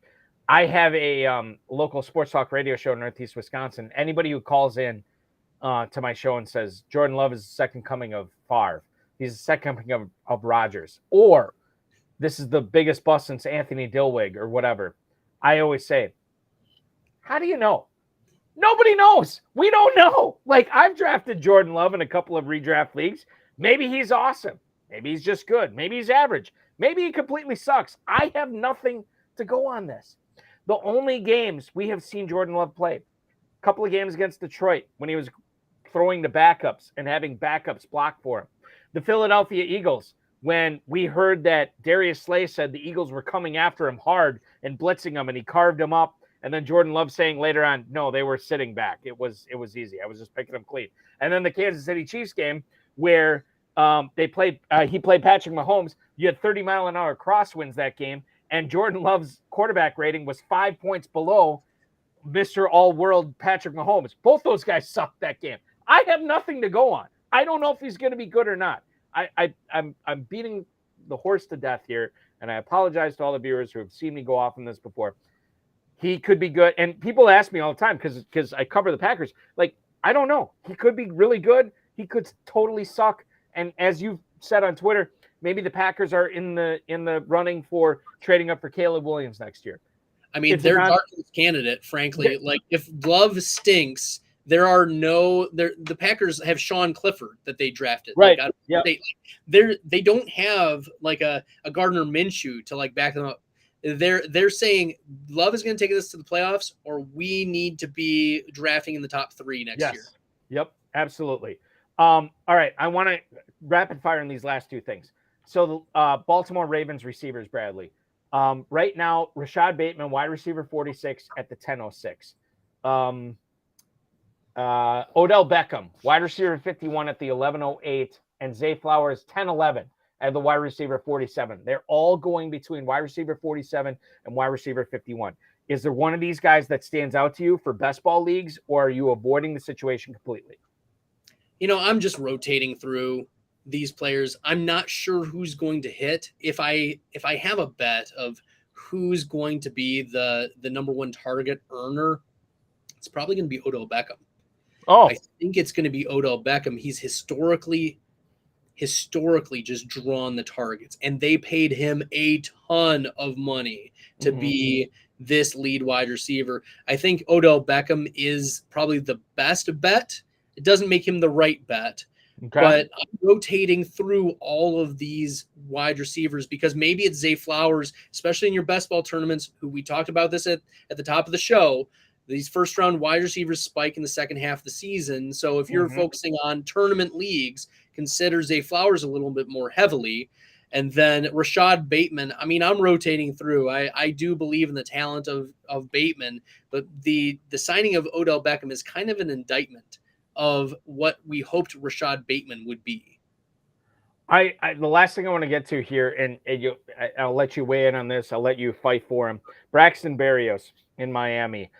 He is not being drafted on average in the FFPC best ball tournament. 20 rounds, 12 teams, not being drafted at all. Why do people need to be cognizant of him? Why do people need to be looking at him in the 19th, the 20th round as a potential guy that can help them get to that $200,000 grand prize? Sure. So let me set the stage here. Tua Tagovailoa hit a lot of spike weeks when he was healthy. Well, Jalen Waddle, Tyreek Hill, that fits. Mike Gesicki out of the slot leaves. They don't really bring in anyone else. Cedric Wilson was not the player that they had hoped to fill in. They went out. They spent money on Braxton Berrios, interdivisional signing. So they have a lot of film, the Dolphins do, on Braxton Berrios, and they've seen since 2020. Let me just go through the target rates real quick. Braxton Berrios, 31.6% target rate. That was number 2 among all wide receivers in 2020. In 2021, 27.1. That was 19th among all wide receivers. And last year was even still 19%, despite not getting a lot of room in the New York Jets offense. And so I think this is a player who's brought in by this regime, has a pathway to opportunity, has drawn targets in the past. And if he's being undrafted, think if Waddle or Hill goes down, who's the next man up? Braxton Berrios could be a very sneaky late round pick. And we've seen in the past, like in 2020, games of 15 points, 16 points, 17 points. You can look back in these game logs and see, like, week 17 of 2021, when all the money is being made, 25.7 fantasy points for Braxton Berrios. This is a guy who has scored fantasy points in the past when he's been given opportunity. So if he's given opportunity in Miami, which there's a pathway for, you should be drafting him everywhere, especially if you have Tua stacks. Tua stacks would make sense for Braxton Berrios for sure. And the fact that you can get him for free in the 2022 FFPC Best Ball Tournament makes all the sense in the world. You know who else is making all the sense in the world tonight? It's at FF Stadler from at Best Ball Fantasy. Right now, Bradley Stadler on the High Stakes Fantasy Football Show here on the Better Sports Network. We have not touched the tight ends.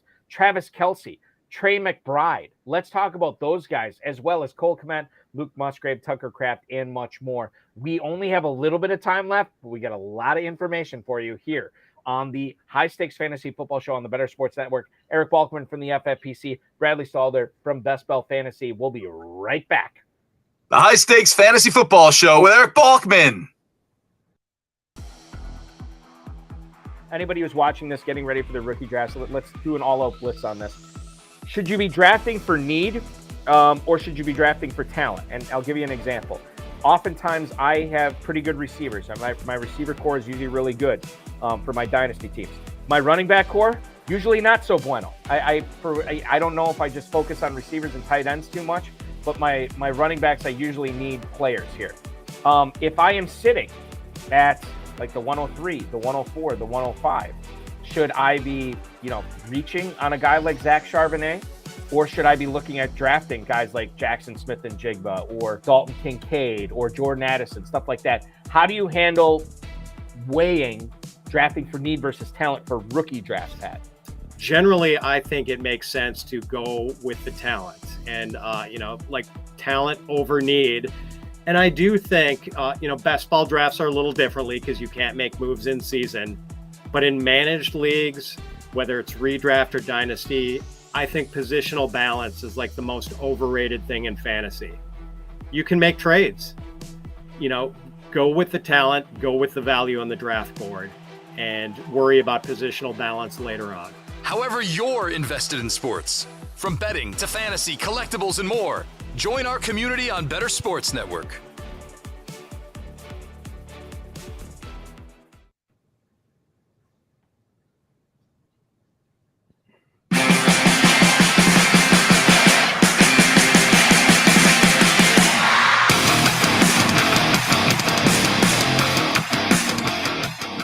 Attention, Bettor fans. You can have the Better Sports Network newsletter emailed to you every single day. The only place to get our daily Better Bet, exclusive offers, program alerts, special events, and, of course, our top moments. Register for free at bettersports.com. That's bettersports.com. I am speaking with Bradley Stadler at FF Stadler. Of course, you follow him on Twitter as well at Best Bell Fantasy. BestBellFantasy.com is where to get all the juicy nuggets and more that we have been talking about on the program tonight. I want to shift into tight end, specifically Dynasty, for this first question. I am a bag holder, Bradley. I'm going to tell you that right now. Whether it be Hines Ward. Hines Ward is like that's my crowning achievement. Everybody told me to sell high on that guy. I don't know how many years ago. I held on to him, and I got 5 great years. Great, not good years out of him. And I think Travis Kelce, for the leagues I have him in Dynasty as well, I'm doing the same thing. There were people telling you 3-4 years ago saying that now is the time to sell on Travis Kelce before he turns 29, before he turns 30. And obviously the people who did that, probably not super happy with it. Now he's coming up on his, age 34 season. Is now the correct time to sell on Travis Kelce? Or Bradley, is this a guy that you still need to be holding on to? If you got Travis Kelce on your dynasty team, you're there to win your dynasty league, and you're going to probably keep him there. The reality is these tight ends that are elite stick around for a long time, even past their prime, and still contribute to your fantasy team.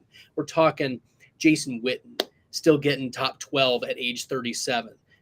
Jimmy Graham being the touchdown dependent high-end tight end too at age 34, 35. Greg Olsen, right? These are tight ends. Tony Gonzalez, Antonio Gates, a couple other things to back up your point. Here's the thing. Tony Gonzalez was a top 6 tight end in fantasy points per game at age 36. He wasn't the elite of elite, but he was still top 6 is awesome. He was still a usable tight end, a starting tight end for your fantasy teams at age 36. So I don't think you sell unless you get a pretty nice pick. Some people have asked me on Twitter how much, and I said you need like a 105, 106 plus, a Trey McBride or a David Njoku to make that type of thing happen. You need an elite asset back and a starting tight end back if you want to sell. And I don't think you should, but because your team is probably designed to be winning now. Let me ask you about another tight end. Well, we keep talking about, Laporta and Mayer and Kincaid and Musgrave and Kraft and all these guys. Schoenmaker is another one too. But we don't talk a whole lot about the second-year tight ends. Let me ask you a little bit about a guy that was widely heralded FFPC drafts last year as a guy to go with as your top tight end, and that's Trey McBride. Currently, in FFPC startup drafts, Bradley, tight end 18 at the 11-12. This is a 20-round draft. Trey McBride is this guy that, given his price, what FFPC drafters are selecting him at in startup drafts, is this a price that you want to be striking at to try to acquire him?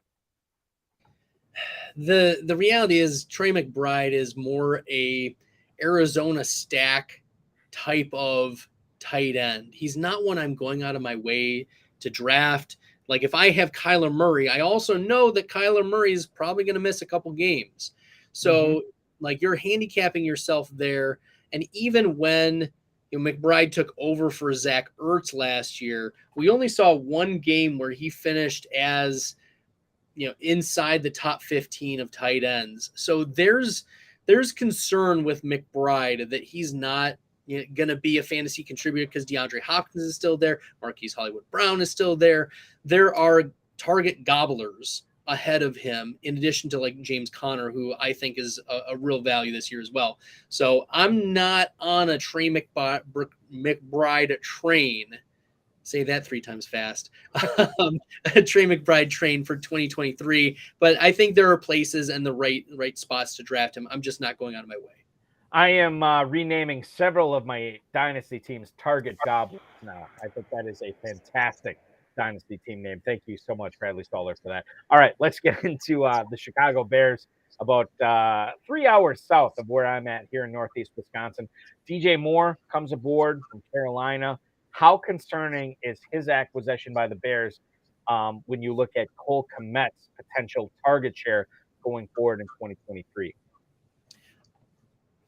It's real concerning. I think that's the main takeaway is Cole Kmet last year had some really nice spike weeks, but we also have to keep in mind that was without a DJ Moore in place. That was with Darnell Mooney dealing with injuries. That was with Equinemius St. Brown running a lot of routes. They're just the Bears' offensive weapons were not very good, and so Justin Fields had to lean pretty heavily on Cole Kmet, and I think Kmet should fall to more of like a back end to mid tight end too, like in the Trey McBride area, not in the tight end 12, tight end 13, where I've seen him a lot, tight end 14 maybe. I think his target share takes a dip. I think his end zone, red zone work takes a dip.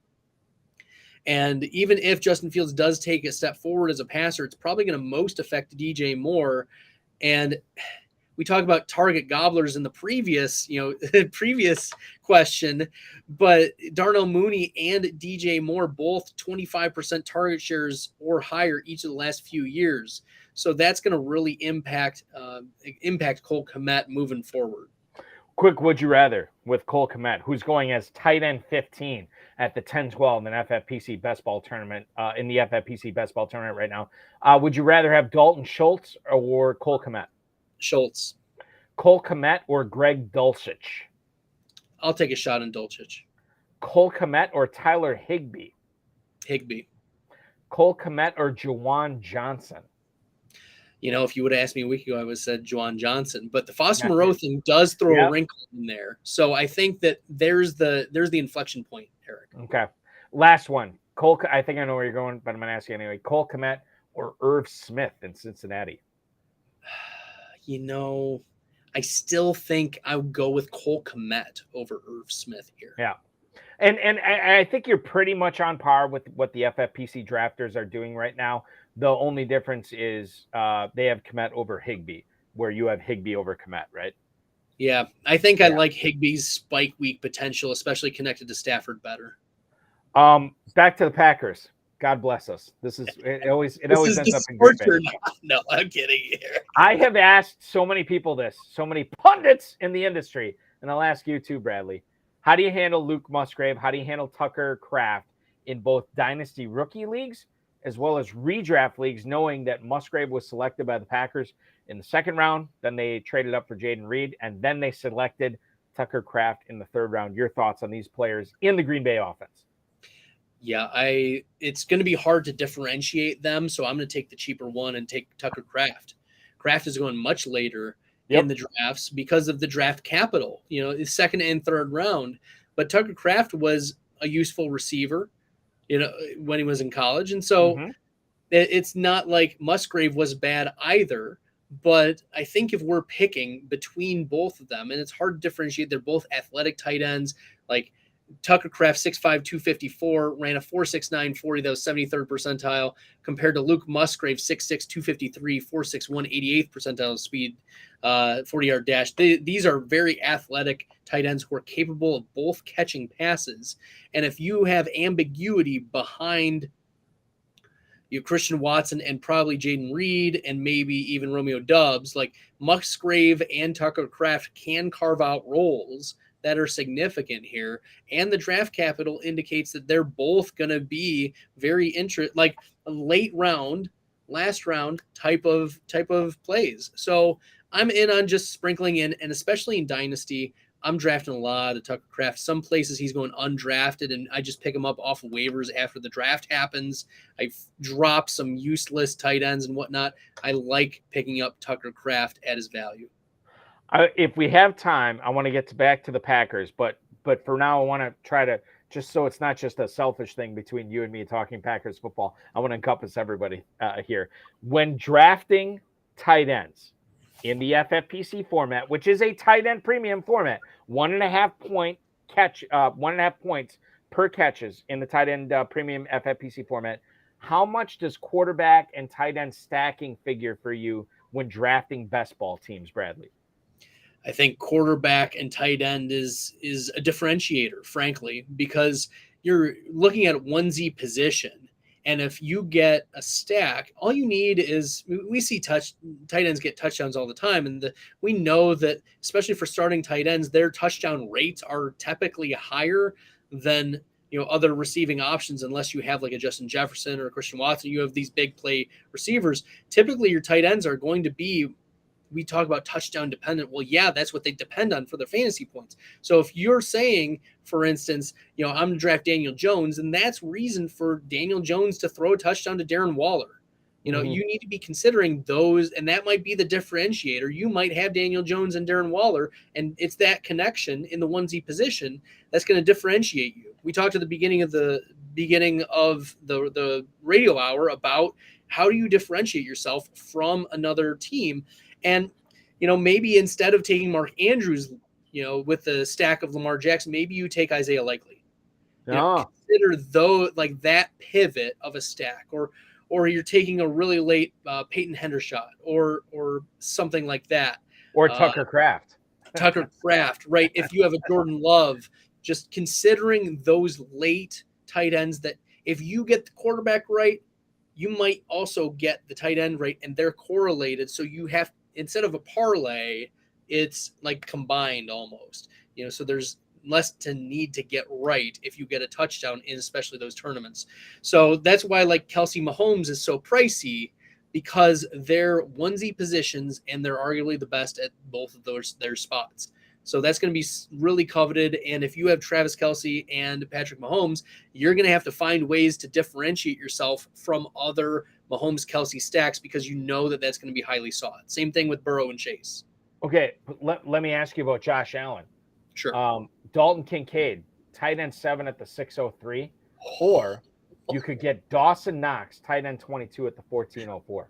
I mean, the arbitrage is Dawson Knox. Okay. Right.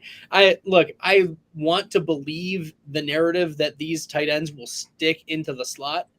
And in best ball, like, you can probably draft Kincaid more often, but the hype has gotten too much.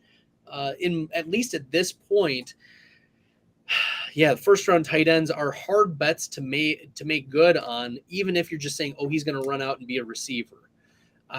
That's tough for me to believe initially, and maybe we treat him as a wide receiver. Like if you're treating him that way, just like we talked about first round wide receivers at the beginning of the pod, same thing with the Dalton Kincaid scenario. But I don't mind throwing Dawson Knox now that his price has significantly dropped as a red zone threat and a stacking option late for Josh Allen. What's the stronger stack for you right now? Trevor Lawrence, Evan Engram, Deshaun Watson, David Njoku. I like the my initial reaction is Watson and Njoku because I like Njoku as a player better. I also think that the target competition is not going to be as strong with Njoku versus Engram, who now gets, we talked about Calvin Ridley at the beginning. So I think Calvin Ridley is going to command 25% target share or thereabouts. That's going to eat into Evan Engram, who does get a lot of targets. So I think Njoku and Watson, and a bounce back year for Watson is on the horizon. But at the same time, there's a lot of love for Evan Engram given what he did week 17 this past year. All right. So this is the other thing, and I've never pitched this to anybody before, or not because you're pitching it to our listeners. But I shouldn't say I've done it before one time, but you can book Bradley Stadler on like a video call, right? A Google Meet or a Zoom or whatever. What is the best way for people to do that, Bradley? And how do they do it? What do you suggest? Yeah, so I'm open for business. You need Dynasty help, you want to hop on a 1-minute call, you can use the Did It app and you can find me and we can go on there. You can go to bestballfantasy.com and you can get the link there on iOS, or you can go to the Did It app and look for me as well in fantasy football. You can also go to bestballfantasy.com and book me for 30-minute sessions or hour sessions, and we can go longer than that if you need, but you can request fantasy advice from me using the website. All right, so at Best Ball Fantasy on Twitter and bestballfantasy.com. The last thing I want to bring up here, and I don't want to get this wrong. So to consume more Bradley Stadler content, the best way, Tuesday nights, 8:00 Eastern, on the Player Profiler Roto Underworld YouTube channel, right? Yep, absolutely. That's going to be a main staple moving forward throughout the whole summer. Going to do live drafts, bring on best ball experts, aside from myself, and then we'll rock it out, get you even better at best ball this off season. I love it. You follow Bradley on Twitter at FFSalder, at Best Ball Fantasy. Check him out at Roto Underworld, at Fantasy Data NFL, at Top Prop Fantasy, at Full Time Fantasy, at FSWA. I think I covered it all, right?